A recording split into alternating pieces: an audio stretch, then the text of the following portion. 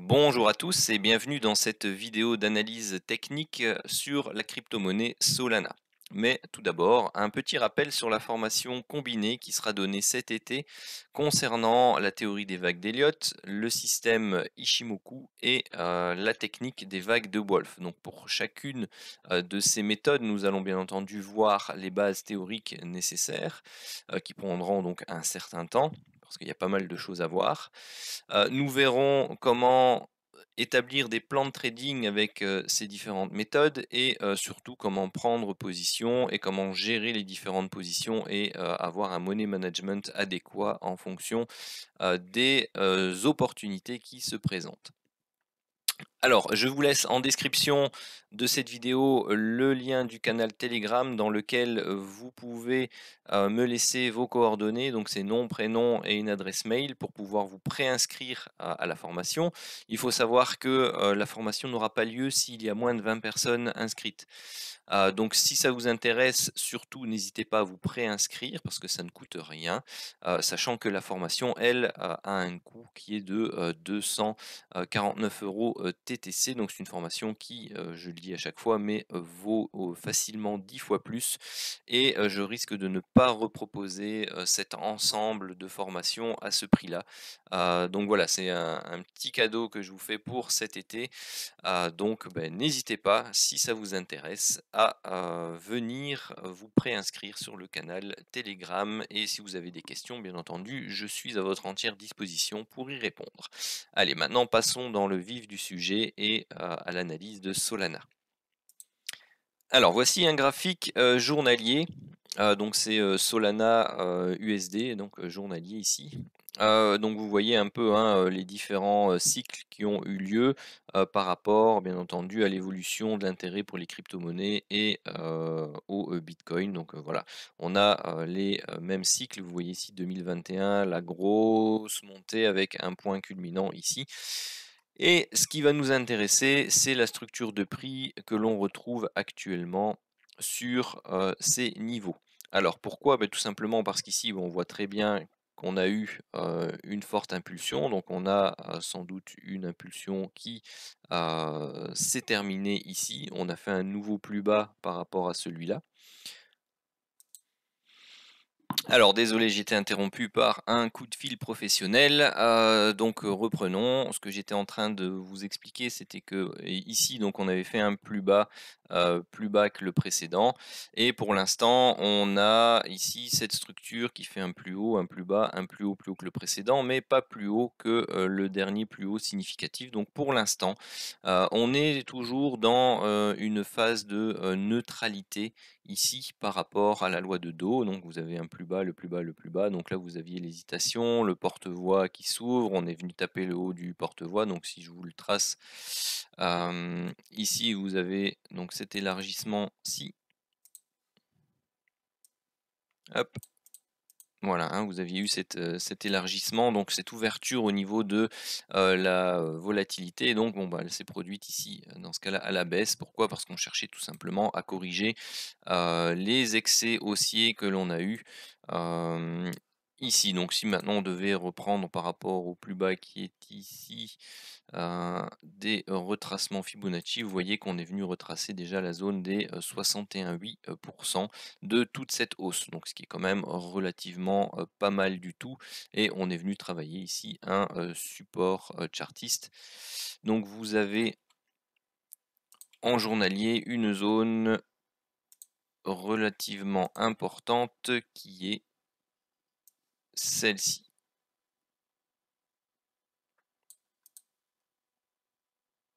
S'il veut bien me la tracer, voilà. Qui est celle-ci, donc une zone assez large hein, entre les 17,60 et les 22,85. Donc elle a déjà été testée une fois, on est passé au travers, on a pris appui dessus une fois et là on vient de prendre appui dessus. Donc il faudra de toute façon surveiller cette zone si jamais on a une relance baissière ici sur Solana. Alors, on va rentrer dans le détail de cette structure-ci. Juste un dernier mot, c'est que si ici on a eu un premier cycle, donc en Elliott, bon, on aura une vague 1, une correction pour une vague 2. On a ici un deuxième cycle Donc une vague 3 et ici on cherche à déterminer une vague 4. Très fréquemment, on a, surtout lorsque la première structure ici corrige de manière très profonde, on a ici derrière un triangle, un peu comme on voit sur le Bitcoin pour le moment, mais sauf que sur le Bitcoin, normalement c'est un triangle de continuation baissière, de vague 4 mais baissière. Ici sur Solana, on serait plutôt dans un triangle de consolidation et de latéralisation de cycle de supérieur haussier, donc de vague 4.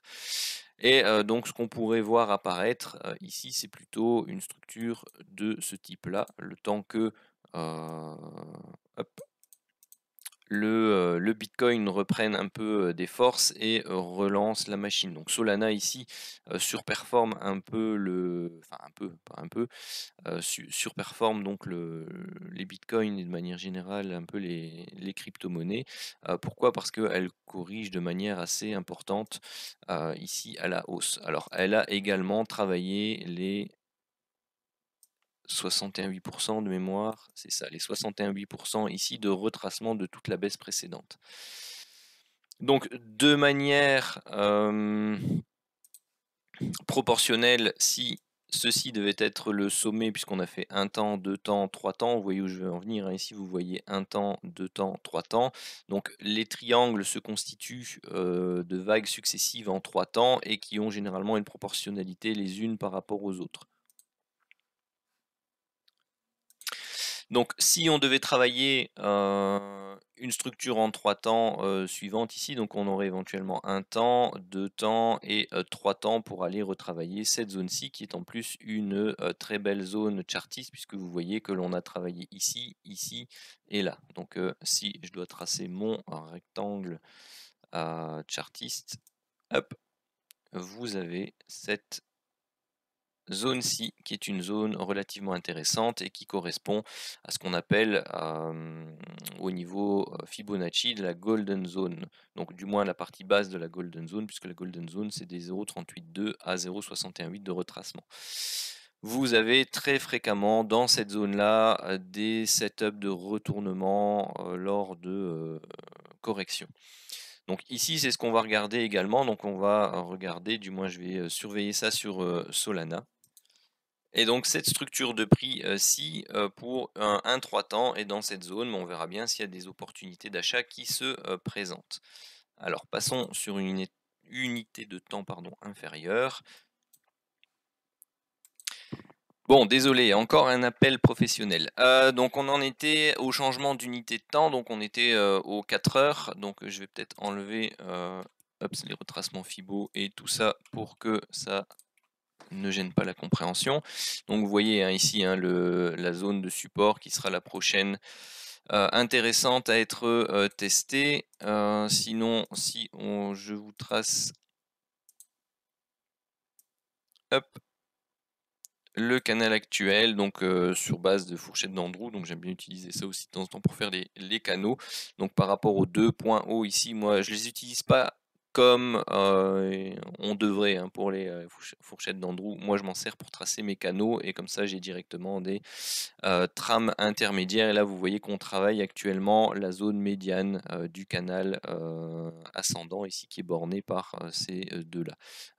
Si vous deviez tracer les fourchettes d'Andrew, hop, c'est comme ceci, et puis on travaille la borne basse, c'est pareil. Hein. Donc là, on a ici un rebond possible avant une cassure pour aller rechercher cette zone-là. Donc c'est ça qu'il faut voir, en fait, tout simplement. Si vous deviez tracer à la main, bah, vous avez votre borne basse hop, ici, et votre borne haute ici. Après, on peut travailler les setups de vagues de Wolf aussi, hein. Bon, bah, là, on arrive un peu trop tard. Pourquoi? Tout simplement parce que ici, vous avez votre point 3, votre point 2, vous prenez l'horizontale, le dernier point, la dernière zone basse était ici. Et donc, si ça se trouve, ça, ici, hop. Non, oui, mais hop, 0, 1, 2, 3, 4 et 5 pour la vague de Wolf.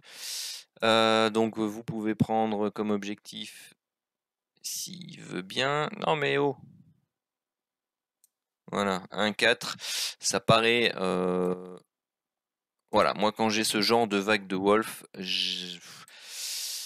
quand l'oblique 1,4 qui est l'objectif théorique est aussi pentu, voilà, bon, je me méfie, ça n'empêche pas de pouvoir prendre le trade. Donc bon, le trade se prenait ici quelque part en haut, à la validation aussi d'un break sur une unité de temps inférieure, et vous aviez pour objectif différentes zones. Donc vous avez ici déjà cette oblique là qui doit céder, cette zone de support là, puis celle-ci, et avant d'arriver là-bas tout en bas, il y a du chemin. Donc c'est pas impossible, hein, si ceci est une première structure et qu'on n'a pas un triangle, vous avez ici 3 temps, et vous pouvez avoir ici de nouveau 3 temps, voire 5 temps, qui nous emmènent dans des proportions de type 100%, les extensions, hop, voilà, ici, ici, et là on va tracer les extensions Fibo, les 100% se trouvent là, hein. Donc vous avez tout à fait la possibilité d'avoir une correction qui va jusque là-bas. Mais bon, ça nous emmène sur des retracements qui sont très très très loin, même si ça arrive sur les anciens plus hauts de cette vague-là. Donc c'est pas le scénario principal, mais il faut savoir que il y a un setup qui l'indique.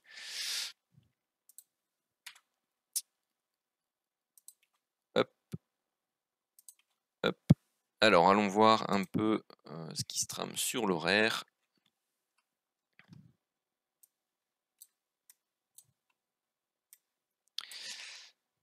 Bon, l'horaire c'est peut-être un peu court, mais vous voyez très bien ici, hein, donc que vous avez une structure en 5 temps, puis une hausse, une baisse, une hausse, 3 temps, et puis là de nouveau une impulsion en 5 temps. Donc là vous avez une structure de type A, B, C, 3 temps.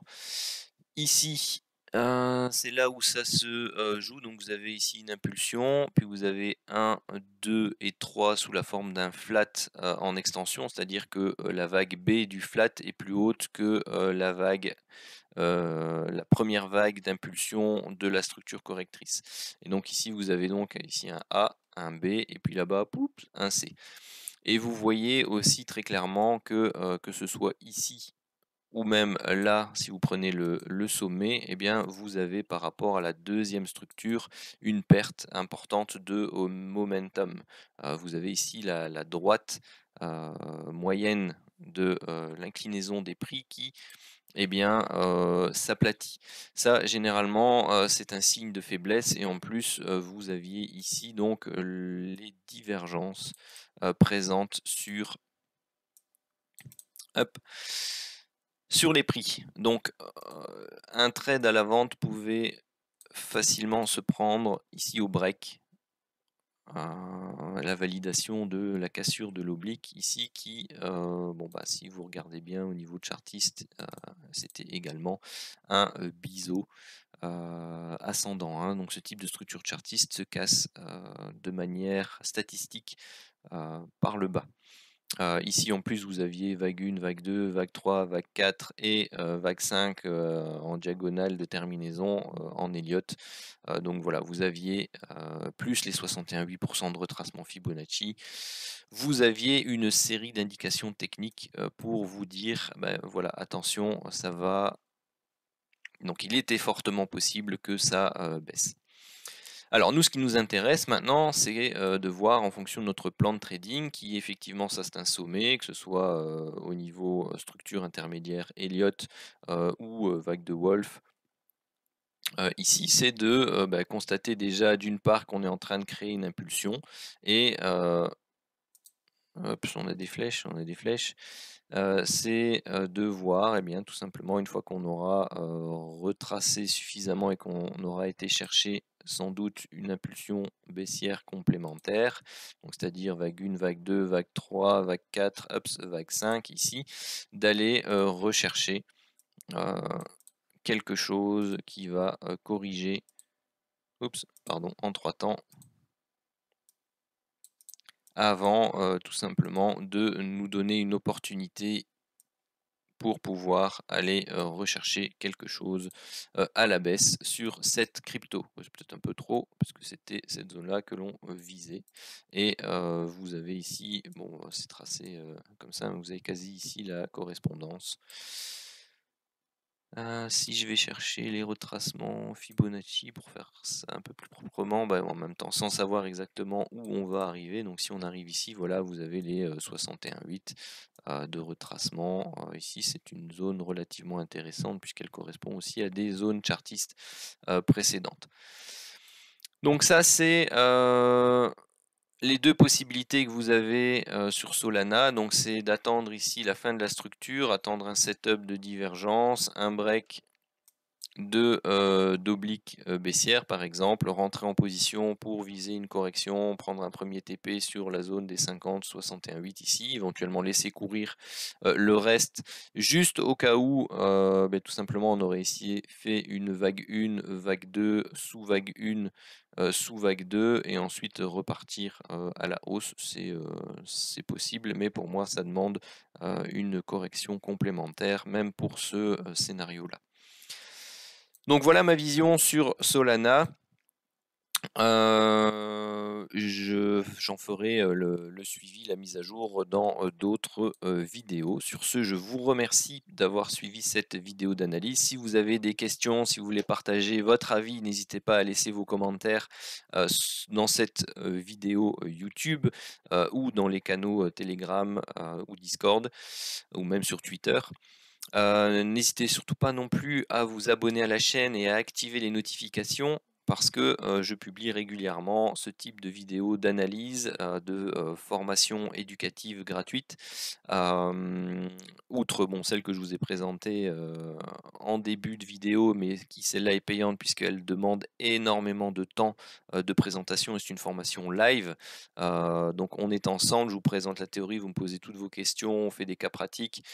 Donc voilà, c'est une formation que je ne peux pas me permettre de faire gratuitement parce qu'elle prend énormément, énormément de temps. Mais vous retrouverez de temps en temps sur ma chaîne YouTube des vidéos sur des sujets, sur des techniques, sur des systèmes, des indicateurs, sur des méthodes qui elles sont complètement gratuites. Vous avez les figures chartistes, les chandeliers japonais, la loi de Do, vous avez déjà une vidéo qui est, je pense, relativement bien faite sur les vagues de Wolf. Donc vous avez de quoi vous nourrir déjà en termes de connaissances sur la chaîne. Mais si, bien entendu, vous voulez me faire plaisir, bien n'hésitez pas à liker, à partager un maximum ces vidéos d'analyse, la chaîne, parce que c'est vous qui la faites vivre et je vous en remercie pour ça. Allez, sur ce, je vous laisse et je vous souhaite une très bonne journée à tous.